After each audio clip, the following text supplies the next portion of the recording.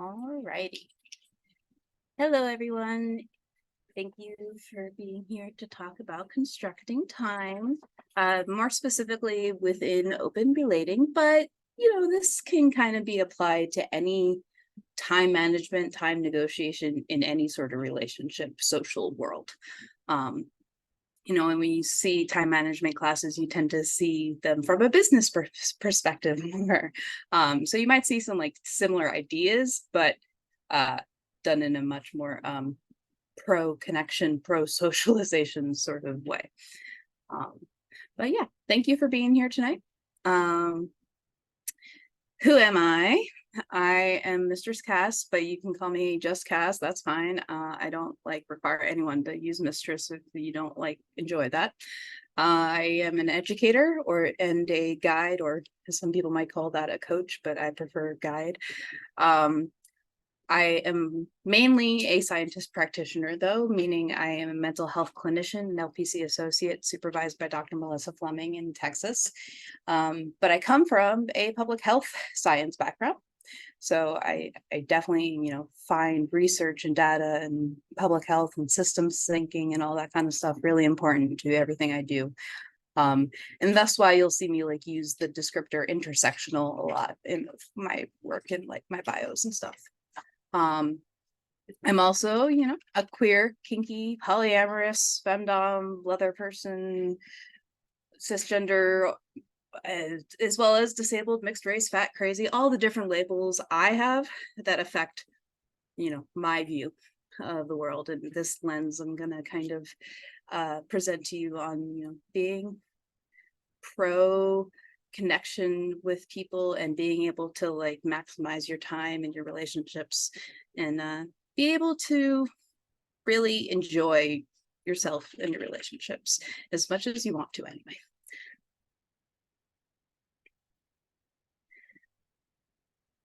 So just our subtopics for tonight. I'm going to go into kind of identifying needs for our time, the priorities kind of thing of, time is a limited resource. Therefore, it demands, even if we don't like it, that we kind of prioritize things. And we kind of delineate what needs to happen one day versus the next. No matter how, fluid you like to be or chaotic you like to be, time, is limited. We do live in a gravity well, unfortunately. We're also going to go into negotiating time, like how to talk about this construct with other people and how to figure out ways to best share your time with other people.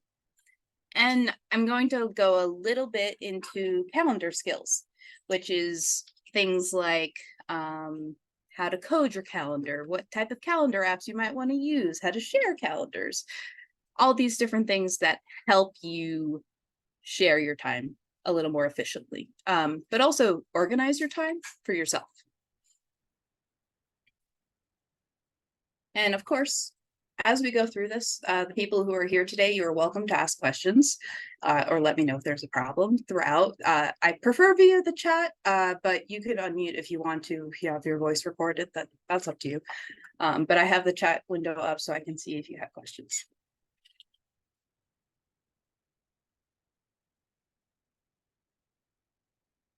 So first thing is to discuss time as a need.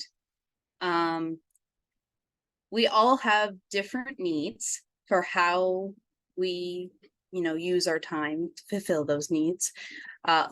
Generally, people use these two concepts of quality time and rest time when they're talking about their needs for time. That quality time is very popular phrasing to describe being really attuned and focused on one or a few people, really being in that connection and present with them. And, giving them the quality of your attention. That's generally what people mean by quality time as a need. They want to feel special with your attention in that time. And to feel worthy of your attention in that time. And vice versa. You want to be, having a fair amount of someone else's attention if quality time is important to you. You want to make sure that, you know, you are a focus within that time frame. And the other one is the rest time. Sometimes if you're more of an introverted person, rest time, you might think then more of a like alone time or cave time or, you know, whatever is your rest. Rest looks different to different people. Some people need to like take a 12-hour like mini coma once a week and that's their rest time. Other people, it's like what's restful for them is going for a couple-mile run. I don't get it personally, but that's their rest time. It's going to look a little different for everyone, but this is a big need that we don't recognize as having a lot of the time. Now, we do have a need for rest to keep going. We might think about sleep. Sleep is like the one rest we might think about a little bit more. But I really, you know, encourage you to think about the different types of rest in your life, the different types of rest that you need specifically compared to like other people might need, which types of rest are more rejuvenatory in fulfilling your needs with your time. And then like this third one is about a little more is like time as a resource more, because others just view time as this resource to fulfill other needs. Sorry for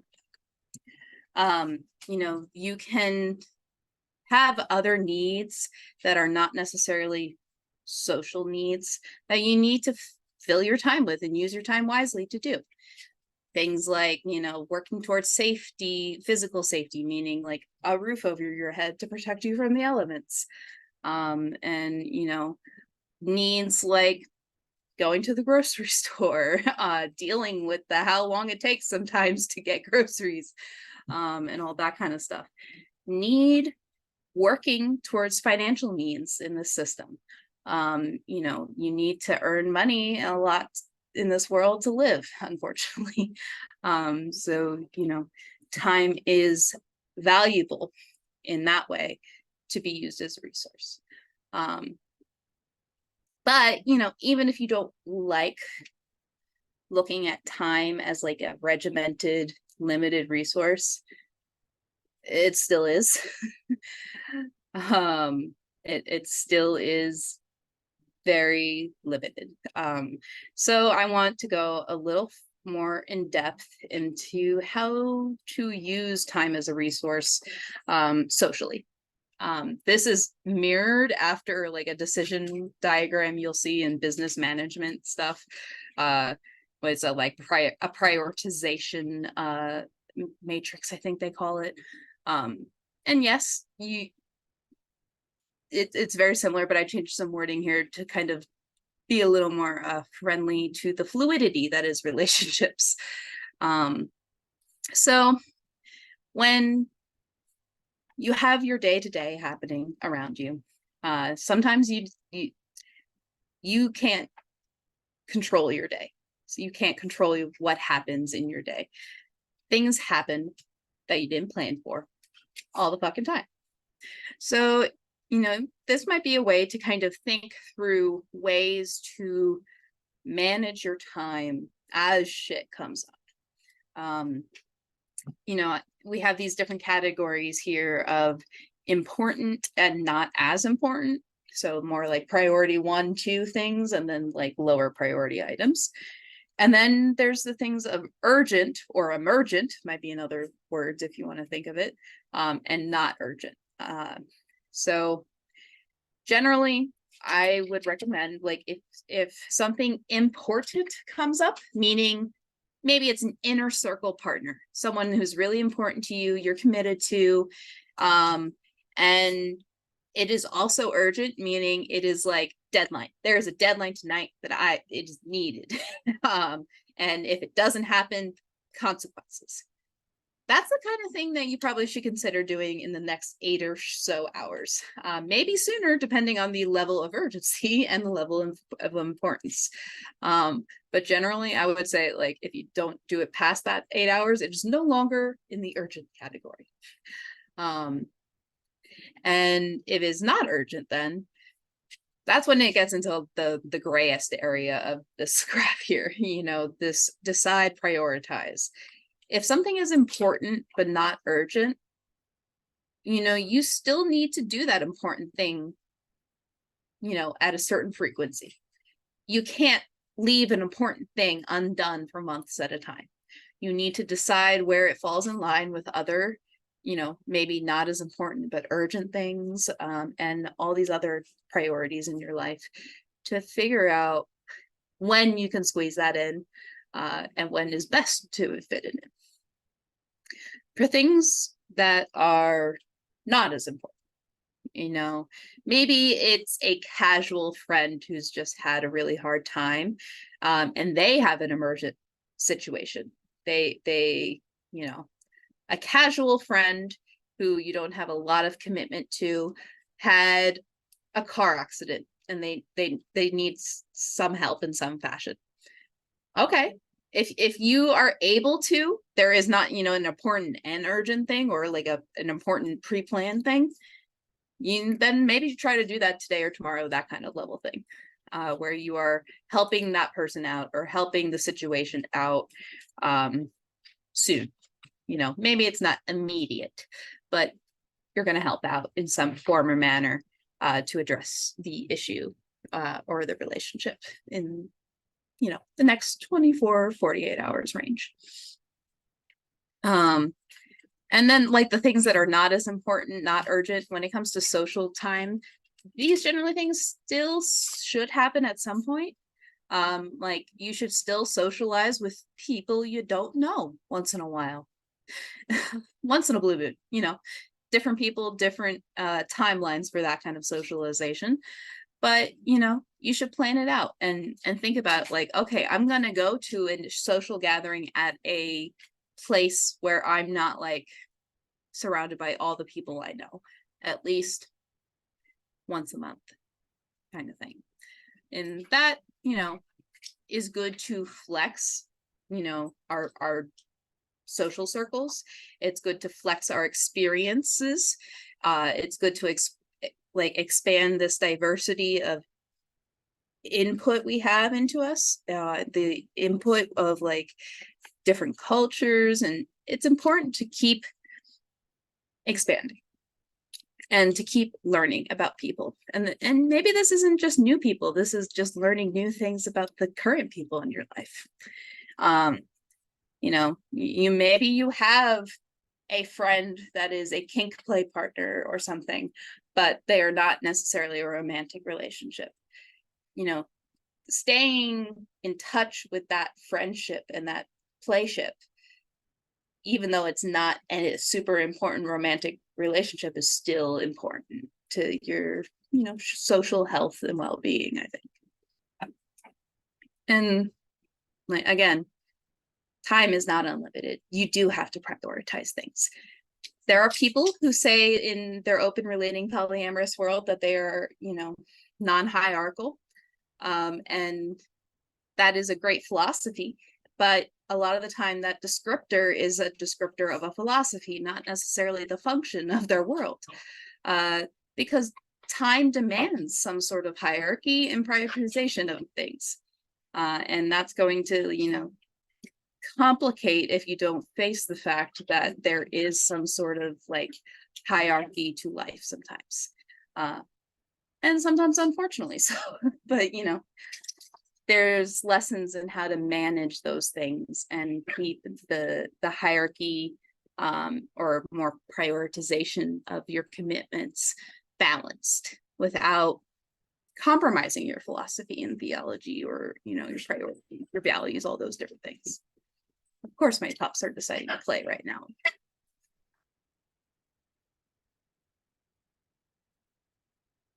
So going a little more in depth to like figuring out the prioritization here, figuring out your need for these times a little bit more. It's important to look at things like wants and ideals. Like, you're allowed to fantasize, you're allowed to daydream about what is the perfect like way to line up your time with all your partners and your mentors and your careers and all these different things. But again, there is an ideal amount of daydreaming time. Don't like live forever in la la land.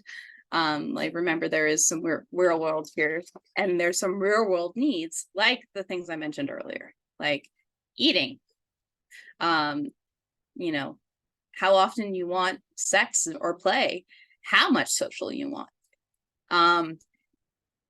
First, you have to identify these needs for yourself, like how often you eat is really important to identify, not because like, yeah, sometimes we need to identify it for ourselves, like, oh, call yourselves out that you're only eating like once a day and it's not enough calories or something. But I'm talking about identifying this need so that when you're talking to a partner or a friend or a family member, you can say like, oh, we're spending 2 days together. Yeah, I generally eat only like twice. Like, or and I feel really uncomfortable like sitting at a meal not eating. So like, can we attune on that? Like that we only have like 2 meals or something and maybe snack, or you know, talking about how often you need to do these things together. How often you want to interact in a sexual or playful way with someone too is important, and how that looks, how much time is devoted to that. Because some people need a lot of playtime with each other. And I'm not talking like just kink playtime. I'm talking like playing video games, playing board games together, like playing sports together. That kind of play too. Because you need this social stimulation and activation that comes from like exciting, stimulating play in social contexts. But that level of need is different for everyone, like all these other ones. So looking at what your, you know, ideal frequency for these things, and then discussing with a partner, family member, or whatever, saying, hey, I really like my ideal amount of like sex per week is once a week. But like, you know, maximum I'm comfortable with, maybe like, you know, if it's a really good week, 5 or something like, but being honest about what those frequencies are for you with yourself and with others is going to be necessary to figure out the balance in your relationships. And you know, I mentioned in like we have different social needs too, different levels of interaction, different frequencies of interaction. It's okay if you're not devoting a lot of time to social because you just don't want a lot of time devoted to social. Not everyone has to be a super extrovert all the time. Not even extroverts. You can decide how much you want, but communicate that.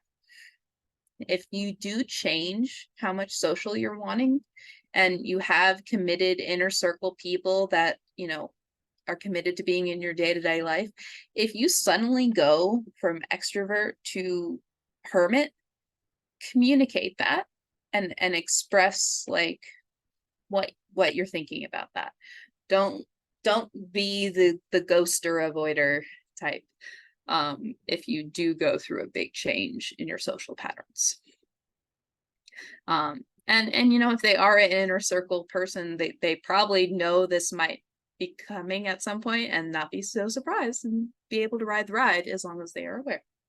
And they can then support you in whatever way, you know, you might have talked about is a supporting thing for you. So those are like, you know, the needs, the ideals for your time. But we also need to understand too the avoids for our time. The time sucks. You know, in Texas, you know, we know if you have limited time on a road trip, you do not go into the gravity well of time suck that is Buc-ee's road stops. And you know, these are just like convenience store, gas stations, places, but people just end up spending hours in these places.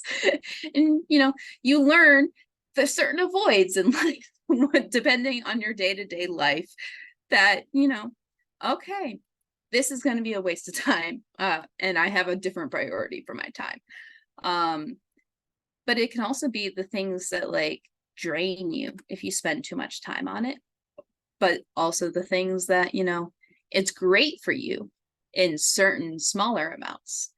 But then to, you run 2 miles, great exercise, you love it. 2 miles, perfect. But if you run 10 miles, that might be too much of, recovery time.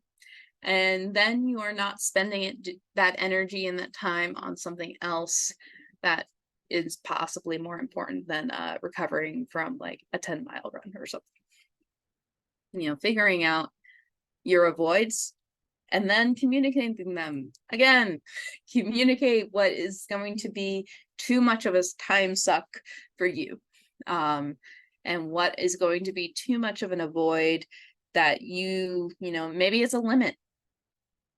You say, I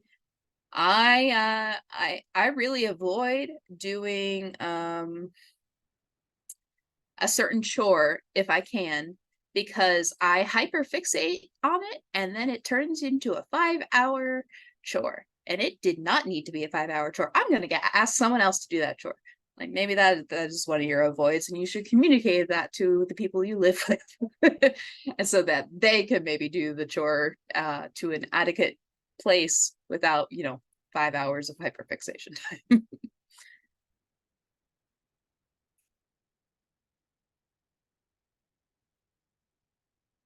We've talked a lot about like social needs and like with others, and time needs with like external things. Remember to please schedule you time as well, please. This is just a great little cartoon from Kimchi Cuddles by Tikva Wolf, and they are just a great cartoonist. If you are not familiar with their work, please check them out. And here this person is saying to themselves while they look at the calendar, I have to schedule me time or every moment gets filled up with other people's plans. So many hangout dates and everyone wanting more time with me. I won't have a free moment alone for the next 3 weeks. And then someone else goes and mentions, hey, remember in 3 weeks, you promised to go camping with me. Make sure you are including time for yourself because you deserve time for yourself. You deserve time to get to know yourself, be with yourself, enjoy yourself alone. And that doesn't necessarily, mean you're lonely to be alone. Sometimes we really just enjoy being alone once in a while. But you time isn't always just about the enjoying being alone part. Like, that's great, but sometimes you gotta do shit. You gotta like take a shower, or you gotta like do the once weekly hygiene things like cutting your nails or something. Like, you gotta take care of yourself, and also have time to just do whatever the hell you want when it comes up sometimes. I like scheduling once in a while a day that it's like, until the day of, I don't have any plans. It isn't no plan day, and I can make plans that day if I want to do whatever the hell I want. But I'm not gonna pre-plan that day because I just needed to be an unstructured, chaotic day. For me, my chaos gremlin, I need that. And that is a self-care thing I do for me once in a while.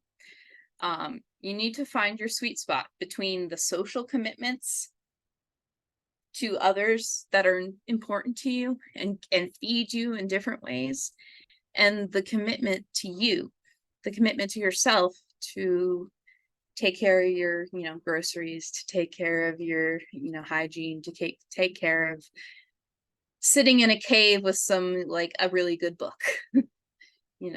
All these things are important to making sure that you are happy, healthy, and as content as possible.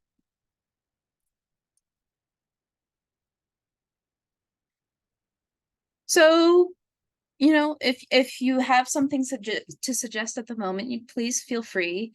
We're going to move a little bit more into how to specifically negotiate time between people. But as we go through this, the people who are here today, you can like let me know what has been challenging in the past to you when it comes to negotiating time. As we like go through these subtopics, you know, you can share what has been an ick, what has been something that has just really been a pain in the butt when it comes to these topics. Always welcome to hear what you guys think.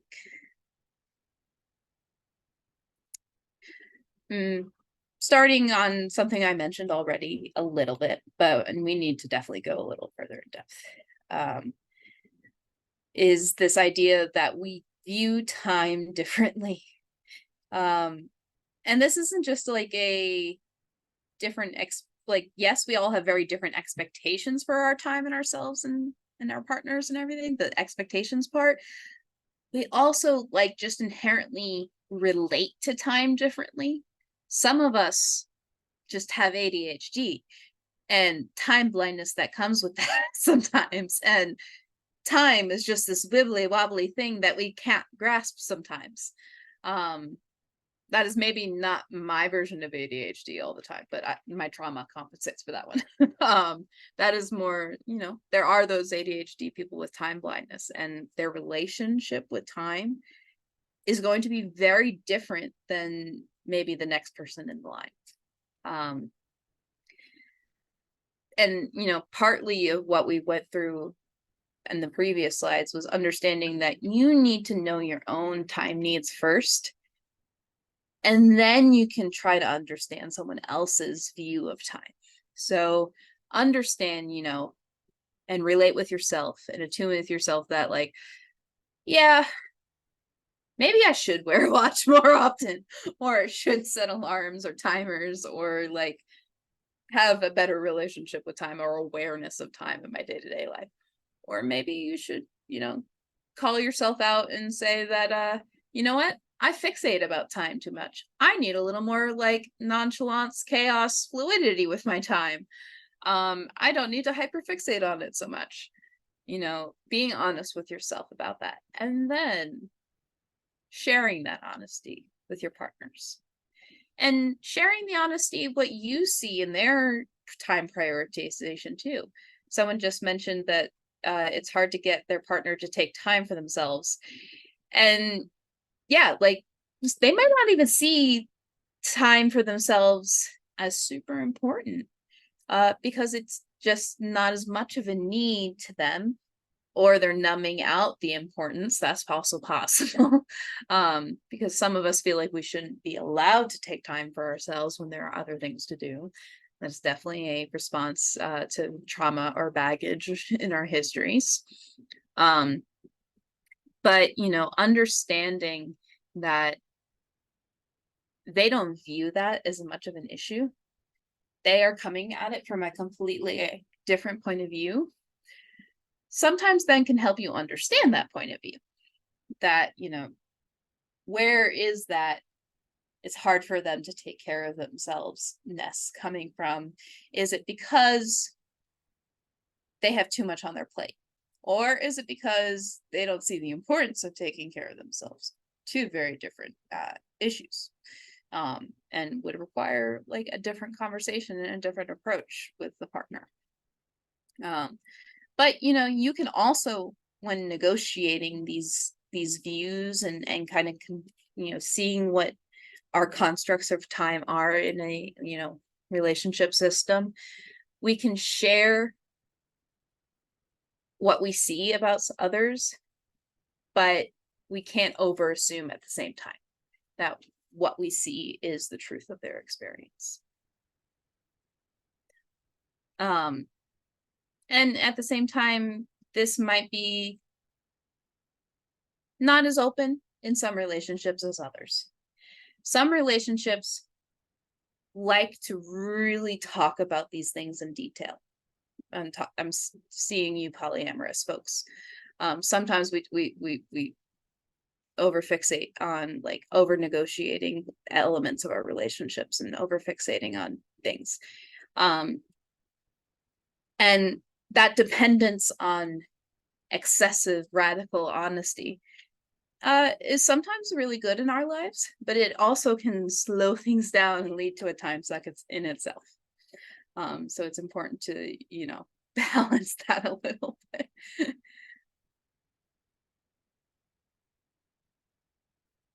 So for those who like lists, I made a little step-by-step list, and that we can go through for how to co-create a successful use of time in relationships.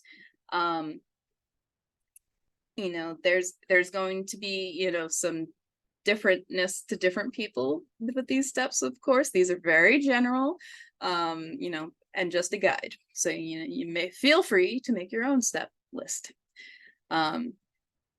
And we've spent the first part of this class really talking about step one, figuring out yourself, figuring out your own time needs, wants, and priorities. And so hopefully by now you kind of have been thinking about that in the back burner a little bit more. Step two is organize your shit. This means like having a calendar or at least a list of your events for that month. Or, keeping a clock nearby, or organizing your commitments so that you know what your commitments are day to day. And if you do use like a calendar app and everything, like check it once in a while. Make sure it's like accurate and up to date and organized and like coded how you want it to be. You need to make sure your side of things is as efficient as you can have it, for your sanity, before you start making it more complicated by the now involving other people in step three. So step three is identify your inner circle peeps and discuss time calendars openly. This is, the people that you want in your day-to-day most often. So this could be family, this could be partners, this could be a mentor, this could be for friends, whatever. The people that you like to have interaction with them once every other week is like good for you kind of thing. That's generally the people I consider my inner circle peeps. And you can use some of these discussion things and topics that you've gone through with yourself to talk about the importance of them with other people in relation to yourself. Step four is the specifics part, the nitty-gritty. This is the part where you really get more into negotiating levels of privacy. Like, do you feel comfortable with person A knowing the details of your day-to-day calendar stuff? Or do you not want them to have access to that? You just want them to see that like you're free at this point or busy at this point. Or you don't want partner A to actually know the name of partner D. Like they know partner D exists, but you don't want them to like know the name of them. Like then you might need to like put code names or something. And that's like a privacy thing. Also things like expectations, like will you keep your calendar up to date? Will you make attempts to include me in your life events? Will you make attempts to schedule time with me? Negotiate the level of openness between people and with these plans, like an unscheduled chaos. Like, is it okay if I'm late? Is it okay if I'm a consistently late person? Is it okay if I'm a consistently early person? And when bullshit comes up in life, how do you want me to express it to you? How do you want me to deal with it? Like, how do you want me to prioritize it? All these kind of things that, will happen. Like chaos will happen in life. And figuring out a little in advance how you want to approach it as a system, will just ease a little bit of the tension when it does come up. And step five is continuously coordinate and appreciate chaos. Even you lawful types, we know that life is not controllable as much as we want it to be anyway. Things are going to happen last minute. Things are going to change. So staying in contact and coordinating through these chaotic events in life, and just kind of being like not super attached to the chaos and the changes too, just being like, oh, look at that. Guess we gotta do something. You know, that sort of attitude will generally be helpful. And you know, it's also important in this whole process to be honest about intent too. The impact of our time sharing with each other, yes, is paramount. Like the units of time we share with each other, how those are shared, that's, you know, maybe the more important thing to focus on. But the intent of who we spend our time with, and the intent of how much time we spend with them and what type of time we spend with them, is important to communicate as well. Being honest about limitations, what it, and balancing that intent, that like, hey, partner D, I love when we hang out. It is so rejuvenatory, and I really want more of it, but I can't prioritize that right now, and I don't have time for that right now, and that really sucks. But being honest that, you know, I want to spend time with you, but I can't this week or next week or probably this month. You know, that honesty factor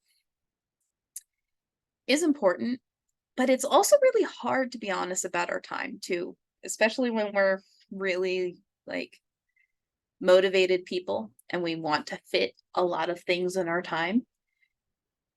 It's sometimes hard to be radically honest with ourselves that we're not going to be able to do everything we want to do. We're not going to be able to do everything we want to do in this life. And maybe that's not always because of time as a resource. Maybe it's because of, like, you know, emotional bandwidth or finances or other things. But we can't control these things, and letting people know what our limitations are, and making ourselves aware of these limitations without overcommitting is hard. It's hard as fuck. But making that effort is worthwhile. Here we have, you know, a good cartoon that kind of talks about the unplanned that happens sometimes. From Kimchi Cuddles, it starts with, well, here's this really interesting person that I have no time to get to know better. Yar, get out of my brain, crush nonsense. I'm busy. And, you know, this person's current partner said, what's with you? And they say, my brain isn't cooperating with my calendar and is giving me unscheduled crushes. Wait, you schedule your crushes? Yes, everything's be solved by scheduling, right?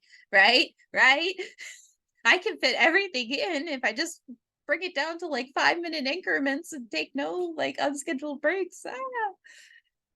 Don't pressure yourself so much that you're not able to kind of be fluid when you need to be, or when opportunities present themselves. Because sometimes the greatest opportunities in life come at inconvenient times.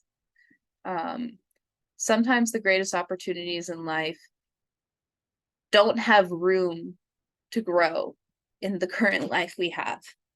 And we have to then reprioritize almost in an urgent way, to seize an opportunity. And that's hard. It is, but it is definitely nerve-wracking to kind of reprioritize on the fly sometimes. But I encourage you to follow what feels right sometimes, and to know that the calendar is not the be-all end-all at all times anyway. You know, It's important. It's helpful. It's a very helpful tool. But it is not the be all end all. It is not the divine judge. It is just an app. I think I reorganized this section because I think we already talked about what quality time is. We did talk about that undivided attention time is usually what people are talking about. When they say quality time, this undivided attention thing is really popular of a topic, but it's also this attuned expression of attachment. Like we're expressing our attachment to each other in the same sort of energy and way. But you don't always have that attunement even when you have undivided attention with each other. Like your brain might be thinking about some other thing. Your ADHD might be hyper activated that day and you're just like bouncing around thought to thought. And you're not actually attuned with that person in the moment. Give yourself some grace that it's not always going to be a perfect attunement, and every moment you spend of quality time with your people, it's not going to be perfect, a vast majority of the time. It's going to be, a normal amount of attunement for your relationship. It's not going to be extravagant or amazing. It's going to be normal, probably.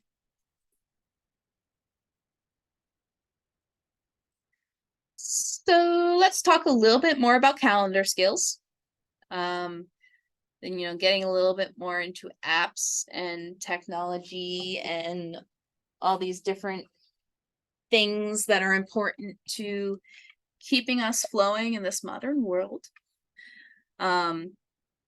Before you decide on what sort of calendar you use, or what kind of calendar app you use or planner or whatever, you need to kind of think about what do you want out of a calendar? Like what will make it helpful? What will make it, positive in your life? And what might make it a negative in your life? What would be too much? Yes, identify these things, but also what's going to actually reinforce you using it day to day. Because it's great if you buy an amazing planner and like make it all pretty and like put all your dates in it and put all your goals in it and all your exercises of gratitudes in it and all these different amazing things in your planner. And then you put it on your desk in the corner and you don't look at it for like 3 weeks. I'm like, okay, that was a great exercise to go through and do your planner stuff for that time. I'm glad it probably smoothed your brain wrinkles a little bit, but at the same time, you need to figure out a way of reinforcing you using your calendar a little more than every 3 weeks. Different reinforcement strategies will work for different people. A lot of people really love using stickers or glittered pens in their paper calendars, and that like makes it stimulating in a nice way for them to like actually use their calendar and their planner, and like makes them feel artistic when they're doing it. It's fun for them, and then they actually use it. Some people like they use calendar apps and they're all about the color coding because they really like organization that like smooths their brain wrinkles and it's like soothing for them. For me, what reinforces me using a calendar more consistently is that it is easy and passive, and I don't have to be super active about it every day. I only have to be active about it when I really like am doing maybe a once a week planning session. And that tends to be why I use mostly Google Calendar, because it is simple. There are a lot of apps out there, and we'll go into some of the options more down the line. But Google Calendar is probably going to be the most common calendar app that people use, especially within open relating. Why? I think a lot of the time it's because of this ease of integration factor with like Gmail and all these other things. I also think it's the sharing features, and the settings you can change on the sharing features is why it's so popular. You can share your calendar in Google Calendar with other Gmail accounts, or you can even just give a link to someone so they can see what's on the calendar. But you can toggle in the settings to a point where it shows different level of details for your events. So here I have my calendar for next week. I'm showing you as an example.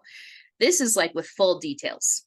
And you could share this type of access to your calendar with one of your partners or family members, and they would see what you have going on, when, what, how long, all that different stuff. And they could even look in the notes for those calendar appointments if you have like addresses and things like that. This might be good for the person who like you live with, maybe a nesting partner or someone who like gives you rides a lot of the time, maybe, things like that. But you might not want this level of access for everyone, or it might be overwhelming for some people to have access to this much information for them. Some people you might want to use more of the just free busy level of detail. Like they'll see blocks of time listed as busy, but then open time when there's no appointment scheduled or event scheduled in your calendar. Also in Google Calendar, you can see on this left-hand side, you can toggle off different calendars, which I think is a good feature to have in any app, that you need to be able to click and include different calendars so you can overlap them and see how things conflict or don't. So I have my husband down here that I can click on, and it will include his work schedule and his events over mine, so I can compare and contrast them. I can turn off my Sinners United events calendar, and then just see what's going on there. Usually for me, Sinners United is my like social group I run locally. I'll turn off my personal calendar, just turn on Sinners United so I can see what events we have planned for this specific calendar. Turn off everything but that one. And I encourage you to use color coding with like different calendars at least. Don't have all your calendars the same color. That will just get confusing for you. You don't need to code more than that necessarily, but I think to that level is helpful. The one with the white background is the desktop view, and the one on the right is my mobile view of the same week. The different calendars that you see on the desktop view on the left-hand side are underneath that 3-bar on the mobile version up here in the corner. And that will allow you to kind of turn off these calendars or turn them on. There's also tasks in a lot of different calendars too. Like you can differentiate between things you need to do, your to-do list items, and events and appointments. I think that's a very good thing to include in any calendar app you're going to be using. But there's more than Google. There's so much. There's options everywhere. So many options. I like Google Calendar the most for my electronic app. But there's Monday, there's Calendly, there's Fantastical, there's Calendar, there's the Rocketbook Panda Planner, which is like a hybrid between an app and a paper planner, and so many more. This graphic is just a show of the different sections of the Rocketbook Panda Planner. So I use the Rocketbook Panda Planner. Mine is covered in stickers, all sorts of fun stickers. But I really like this planner because it is erasable, because it has the Rocketbook erasable pages, and you use the erasable ink pens. I like that aspect for, the erasable portion. I don't feel the pressure to always use a page. It's freedom to me. It's also the fact I have dysgraphia, and writing on a really slick paper with a really slick pen is a lot less stressful to my hands and my mind than like writing on regular paper. So for me, it's like a tactile thing as well. But it helps my brain too to do work in my Panda planner once a week or so, because it does this goal setting stuff too. It does the large like road mapping of your goals and your life. And so you can look at larger picture stuff. That's something I don't really think that Google Calendar really can help you with. If you have a goal that you need to like set a timeline for and set like interspersed goals for to meet the larger goal, you're going to need probably something a little different than Google Calendar. Maybe it doesn't have that that complexity for you. There's a way to work it in there, but I like using the Rockbook Panda Planner instead for that kind of planning and time management in my life. You know, it really helps me to delineate that I have like 3 main goals for the next quarter.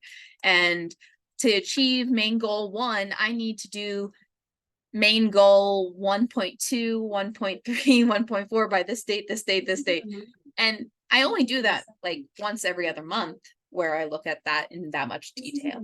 And that helps me really, you know, really not get too overwhelmed by things, not get too hyper fixated on the planning day to day, but still maintaining my commitments, maintaining my motivation, staying focused on my goals. And I include goals like friendships and relationships. I don't just include professional goals.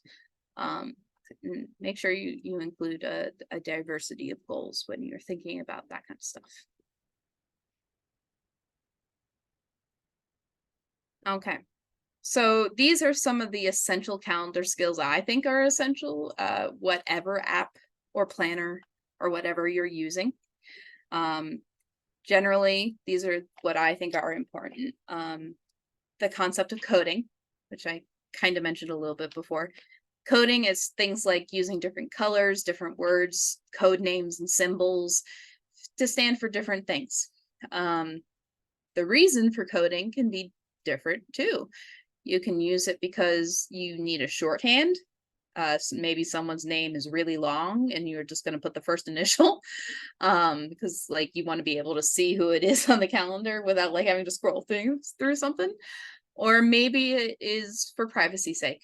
You don't, you know, like I mentioned earlier in the scenario, like you don't want someone to know what, you know, the name of that one partner is, or at least their legal name or something. And you can, you know, balance these things with coding sometimes. I think it's essential to be able to differentiate between tasks and appointments and events. I really think a toggle off feature is great. And that's why another reason I like Google Calendar with the tasks option. I can turn off the task so it doesn't clutter up my calendar and make me confused. Or I can include it and, you know, really get a look for the details of what I need to do in a day.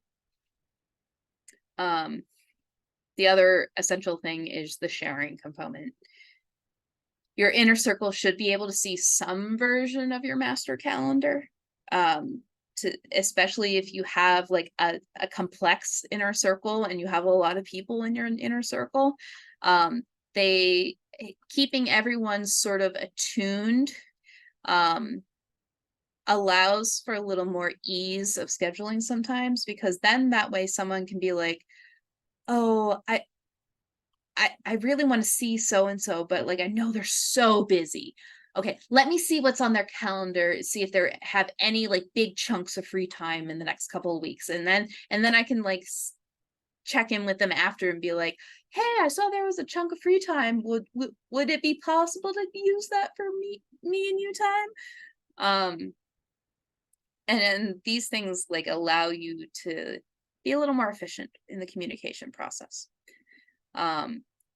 You don't necessarily have to always share your calendar, your personal calendar. You know, you can make a separate calendar for different things, like different groups, within your Gmail account or whatever calendar you use. On the next slide. Oh, I need to send you a link. You can access my Sinners United calendar, and I'll include that as an example calendar that people can look at and see like how I organize the group's events for a month and everything, and how it toggles on and off, and you can delete it and all that things. You know, you can use that as a kind of to view as an example if you want. I'll also include that link later on. But you can create a polycule calendar version, kind of like I have for my social group, Sinners United. You know, it's a like these are the big polycule events. There's birthdays on it. There are like big, you know, financial commitments on it. There's like the things that everyone needs to know on it, so that you know that things are not being shared with maybe overly shared. You know, sometimes too much detail isn't good.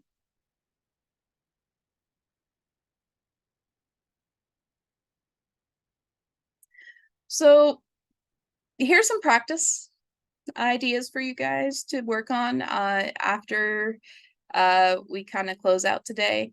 I'm just going to go through what I'm going to suggest as practice, but I want you to do this in whatever calendar app or planner feels like applicable to you and your world and your life and your system. I imagine most of you will have some sort of calendar already. So for practice, I want you guys to think about making your average weekly schedule. You don't have to be super specific about,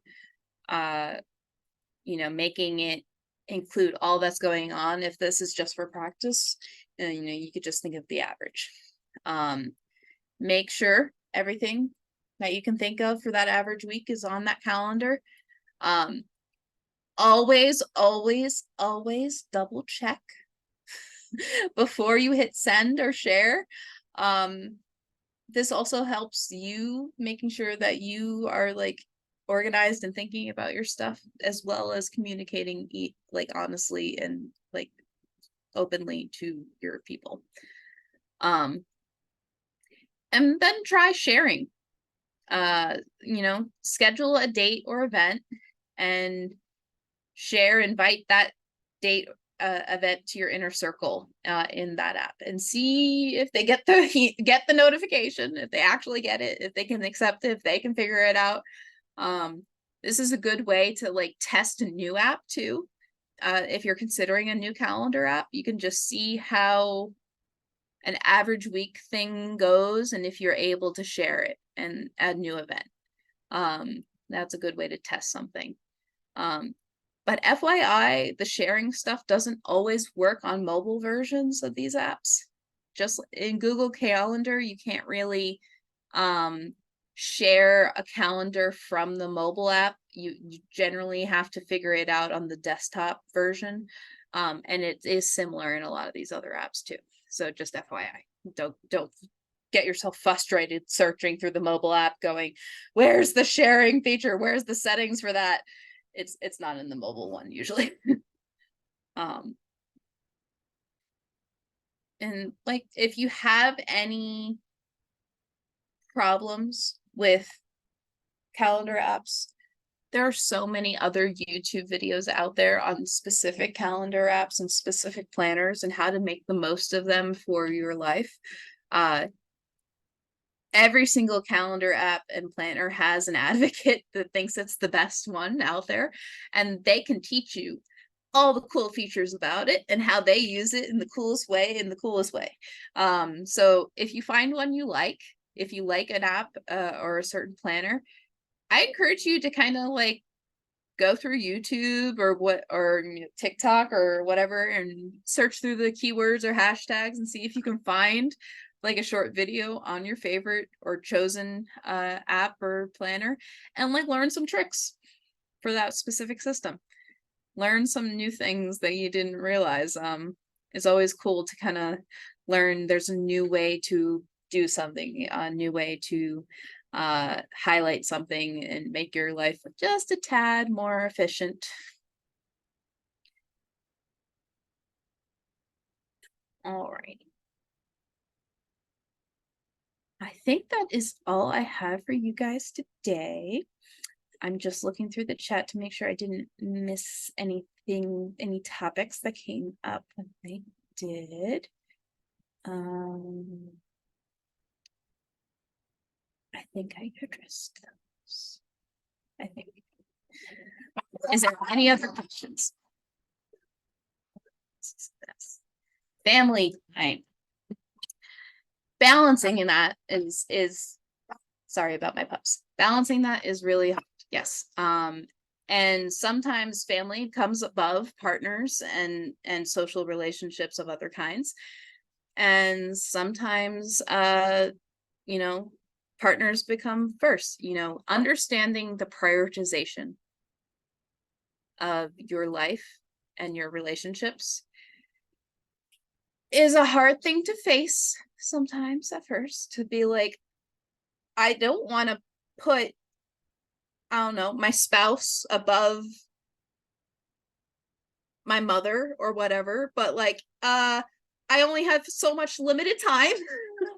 I only have so much like resources and capacity to care.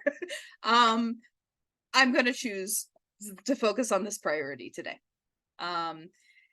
Kids can, definitely be the one of those things where it's like they will suck up your time and they always demand a high priority too.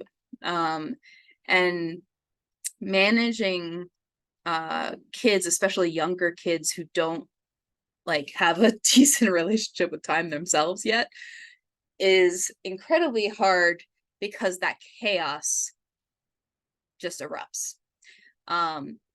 You can use Google Calendar and other calendar apps with the shared calendar thing to help with the efficiency of those relationships too.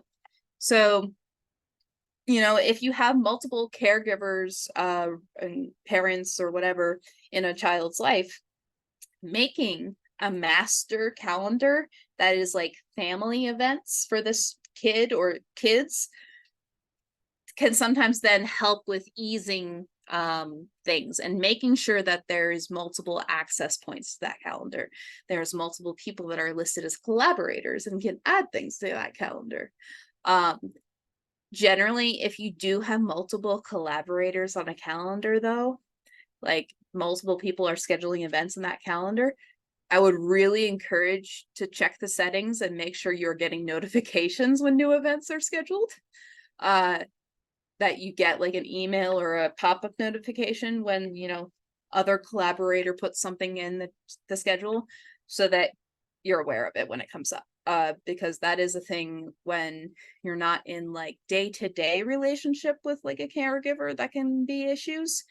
So that, just having that notification come up in your email that like, oh yeah, caregiver B put in that their mother's birthday is coming up and they want to bring the kid to that. Okay, now I can like account for that and like remember that, and it is still on the calendar, but now you also have an email alert that was added to the calendar as well. But it's also important then to like on your personal calendars to include, if you have a space of time that is devoted to a certain person. So like you saw, I'll show on my calendar, I put like hangout time with I put Ryan's date night on Mondays, and that's like me and my spouse's time to kind of not have any other plans. It's like the unscheduled day long time.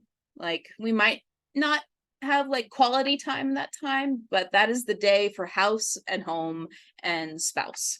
And or I kind of code it sometimes laughingly as naked days, where we don't put on pants, we don't leave the house. And using this block scheduling instead of just specific events can sometimes be helpful too with kids and family stuff, because then it shows that like, oh, this entire time kiddo is going to be at the house that day.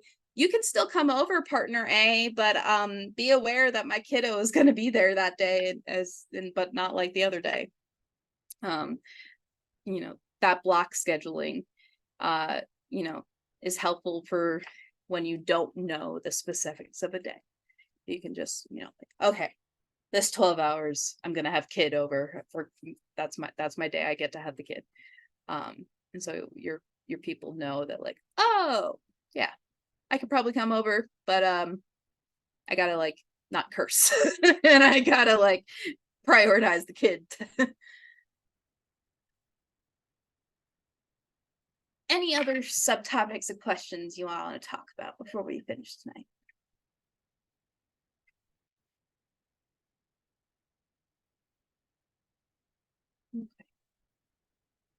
As always, I'm open to people reaching out to me with questions or further topics, or anything. You can follow me. I'm on multiple platforms. You can go to my link tree and find any of them. I keep that updated with my, like, stuff coming up and all the Eventbrite links and everything. But you could definitely email me if you need anything. I'm always curious to connect and curious to learn about new people and how different people do different things. So, like, if you try something from what we did and you find it, like, did not work, it was bad, like, let me know, and I can, and like, understand what would need to be tweaked for a person like you in the future, so I can be better for others in the future. Yeah. Thank you, everyone, and I really appreciate you taking the time and opportunity to learn about constructing time tonight. And yeah, feel free to reach out if there is ever any questions.